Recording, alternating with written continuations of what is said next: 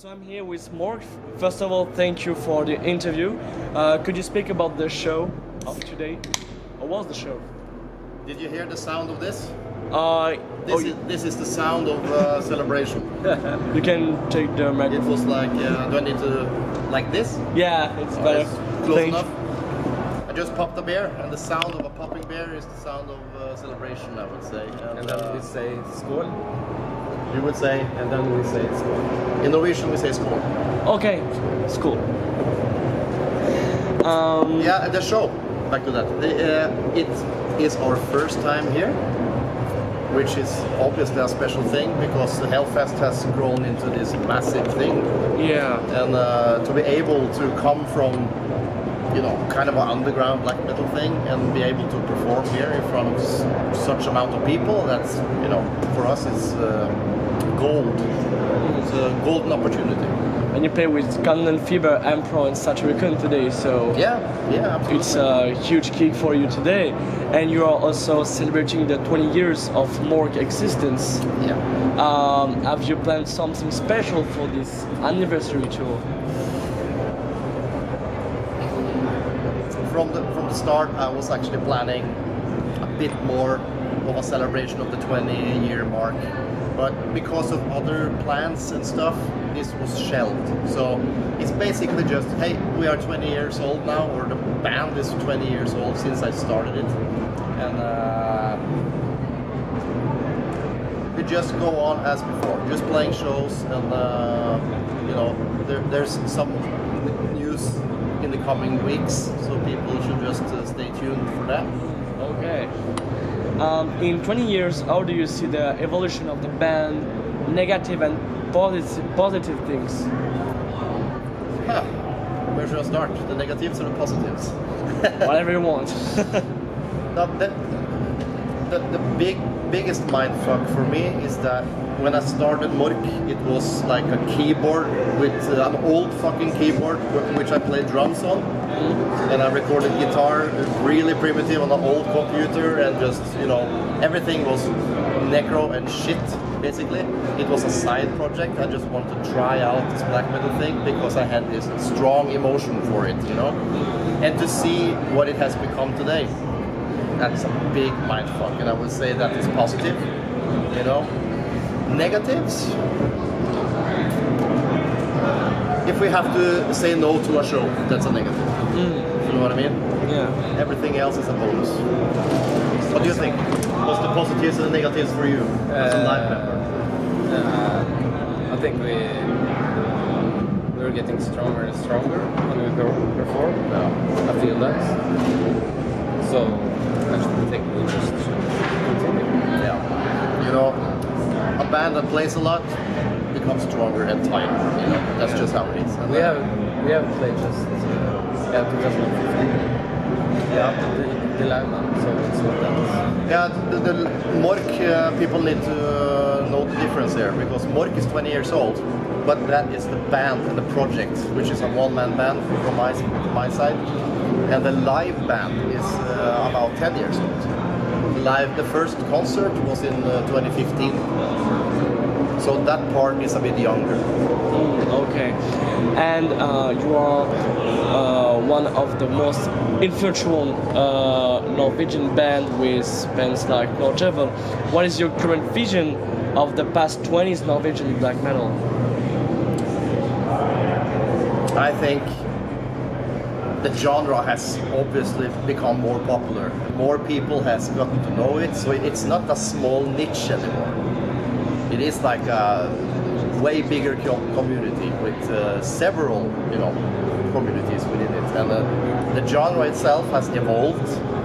You have all kinds of takes on black metal, you know, because the black metal term is basically just the dark side of things, you know what I mean? And you can interpret that however you want and feel. I feel that today there are no rules, you know. If you want to do a symphonic black metal thing, you do it, you know. If you want to mix it up with something else, go ahead. And I think that's a good thing. It's healthy for an artist, and it's healthy for the genre, I think, because it can't stay underground and small forever. that's just not possible. Look at Mayhem. Yeah. Look at Dimmu Borgir. Look at all these bands. They are huge. It's not that mystical anymore. You know what I mean? Yeah. So I think it's cool that we actually get to take off the lid and just be creative with it. Okay. In 20, the Norwegian black metal scene was, in my opinion, in an experimental avant-garde way, with some bands like Arcturus, Dordheimskad, Vedbwens Ende, or with the album A Grand Declaration of War by Mayhem. And you came with traditional black metal, like from the early 90s, like Dark Throne. Can you explain me this wish to put something more traditional when the Norwegian black metal was mutating to something more experimental and avant-garde? That's pretty easy because I'm younger. You know, Mork is a younger band than the old ones. I'm 40 this summer. Next week I'm 40. Oh, okay. You know, and I just my biggest influence, I would say, is the necro and atmospheric stuff. So when I began this Mork journey and began releasing records, I wanted to do the primitive thing, you know, and for some reason I got a lot of attention for it, which obviously is positive, you know, but over the years I don't want to just repeat myself. I want to evolve as well, you know, as a person, as an artist, and you know, we are pushing album 7 now. And if I just made Isebakke or Ervikensdal over and over and over, that would be cheating myself. Yeah.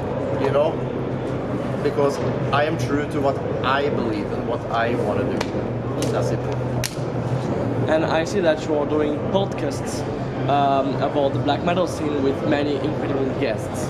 Can you speak about that? Yeah, that was actually just something I wanted to try out.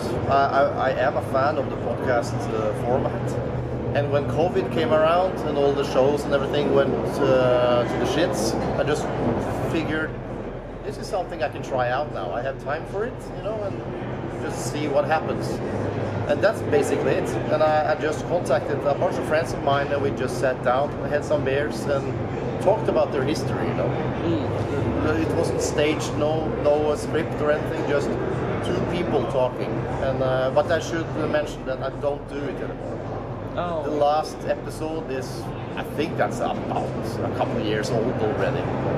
Yeah. Because you know, COVID blew over, and now I'm focusing on different stuff. You know, mostly my music, obviously. So you don't have the wish to do any more podcasts at this time, or maybe in the future?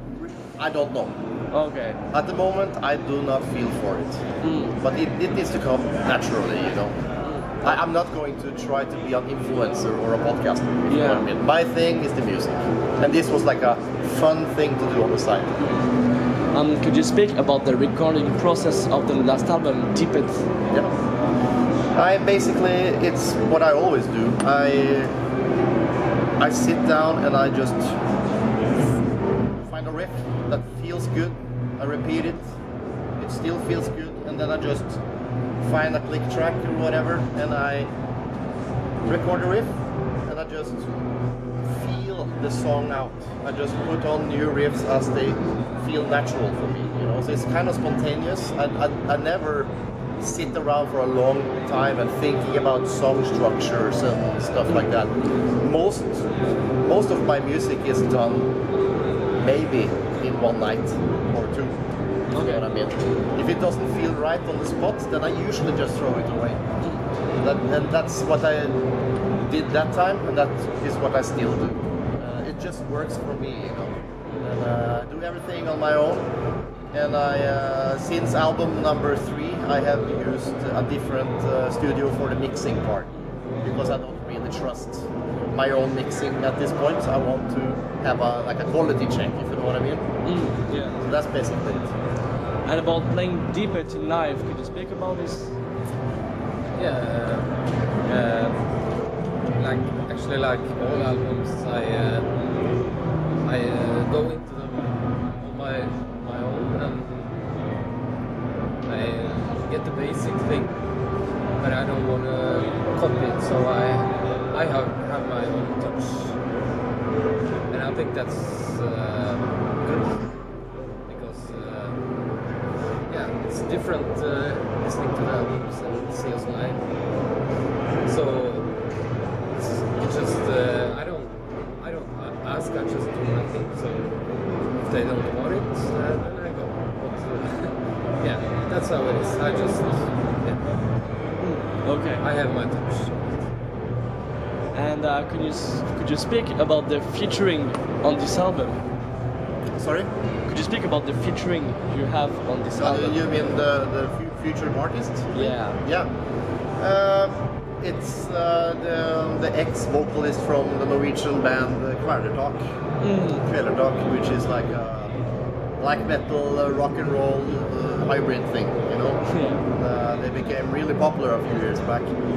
And the guy Erlend, he started his own band actually afterwards called Jelvik, named after his last name, which is more a Viking rock or Viking metal theme.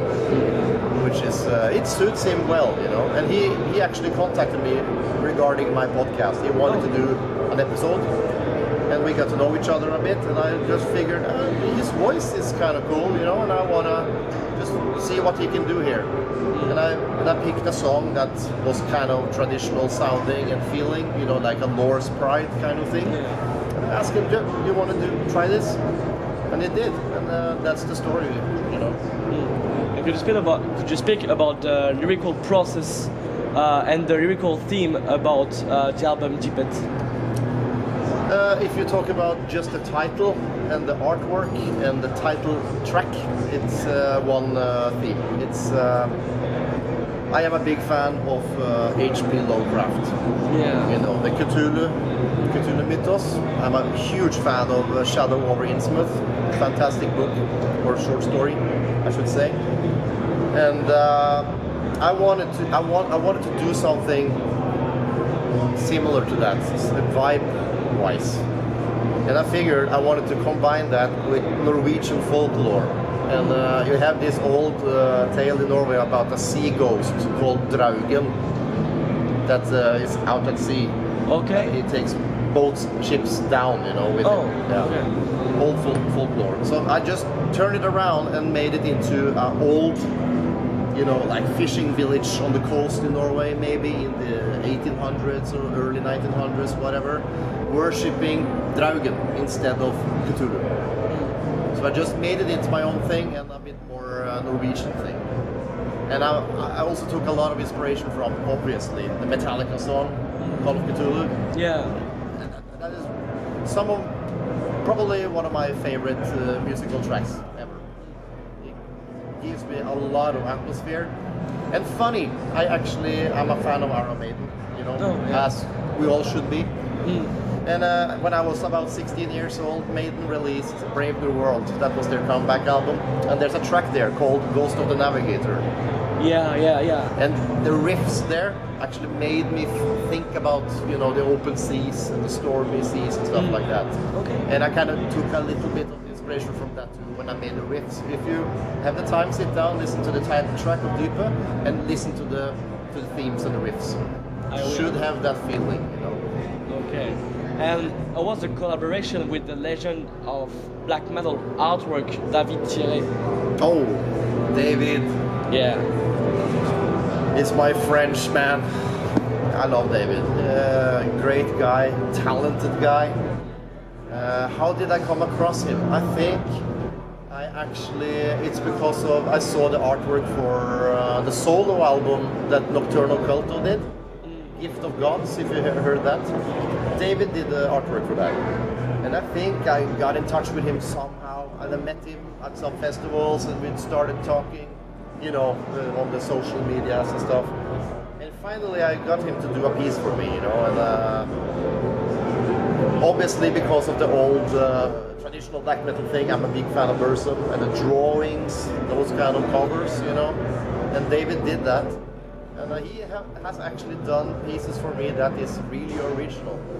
I don't know if I'm, you know, if I can say this, but his pieces for me stand out from all the other pieces he's done. You know, it seems like he has his own touch on my stuff, which feels great. You know, feels natural. And I'm still working with David. And I saw that you released your first demo and album with limited handmade CDR records. Did you want to give nostalgia tape trading vibe to your music? I'm actually, these days, I am toying with the idea of making a limited run of tapes or something with rare or you know, exotic live recordings, because over the years we've been playing live for, you know, I don't know, 8 to 10 years or something, and we have recorded a lot of shows, both bad recordings and good recordings, you know? And I would love to do some underground, like some underground live recordings, like the bootlegs, you know, because when I grew up, I loved the bootlegs. I'm a big fan of, you know, like AC/DC and stuff like that. And if I found like a bootleg somewhere, man, good times. Maybe a bootleg tape from your show of today? Today we actually didn't record because I forgot the recorder at home. Oh, God. Somebody else probably did. But I'm figuring, you know, I have live recording from Taipei in Taiwan. I have a live recording for Tokyo. I have from some little village in Brazil, stuff like that. That's like the exotic part. So I would like to use the more, should I say, necro gigs, you know. It's a bit more special, you know. Not saying that Hellfest isn't special, but this will probably be on YouTube anyway. You know what I mean? Yeah. And could you speak about nowadays Norwegian black metal scene? What is your opinion about it? What do you think about nowadays black metal scene in Norwegian? I can't really say anything because for the first I don't pay attention. I have enough with my own head and mind and my own band, you know, in my life. So I couldn't tell you other than that it's a lot of bands and it's a lot of artists and they all do their own thing. Some try to be traditional, some try to evolve, you know, as it should be. But you know, if you look at the posters on the festivals around the world, there's almost always like a couple of Norwegian black metal bands. So it's blooming, you know. It's still alive, you know, and you won't ever get rid of black metal, and at least not Norwegian black metal. It will just stick around because it touches something within you that's special, you know. And many people can resonate with that. And how about the French black metal scene? Are you interested in it? Now you're putting me on the spot because I don't check out a lot of stuff. I'm sorry to say. I discovered Bursum, you know, and I've stuck with Bursum basically. That was my. But you know, over the years I heard is it Bluthaus Nord? Is that French band? Yeah, an incredible French band. Yeah, one-man band. I remember actually Daniel. He used to play in Ragnarok, a Norwegian black metal band, and the old bass player in that band. He actually told me about Bluthaus Nord. He told me about that a long time ago. What is this album with no human intervention? No, that's Aborim. Sorry, I don't remember what the title is, but I really enjoyed that album because he gave me a copy of that. Yeah. But other than that, I can't say too much. You know, I don't know. If you're a fan of H.P. Lovecraft, I suggest you the band The Great Old Ones. It's a French black metal band based only on H.P. Lovecraft. Really? Yeah. About lyrical theme, about artworks, about live performance. Everything is based and on... the music gives you the vibe too? Yeah. You should probably send me a link to that. Yeah, and I have something for you. In the metal market here, I have a friend who released books, and I told him that I have your interview today. And he said to me, "Oh my God," and he wanted you to give this. And I will link it to The Great Old Ones because it's an art book from an old member of The Great Old Ones, and he's doing paintings and you He's can. an artist. Yeah, he do paintings, he do music, he do everything. So he told me to give you this book. Thank you so much. Welcome. If you want to like find many bands, they released a book on Finnish black metal, on French black metal, and everything like that. On Yulve, and many stuff like that. So This I can really like. Yeah, it's nice. so should Merci beaucoup. Dorian? Is that right? Yeah, yeah. Good. Salty. It's fun. So many thanks for this interview. Could you tell us your last words for our listeners and Mork fans? Daniel, you can start. Whatever your message is.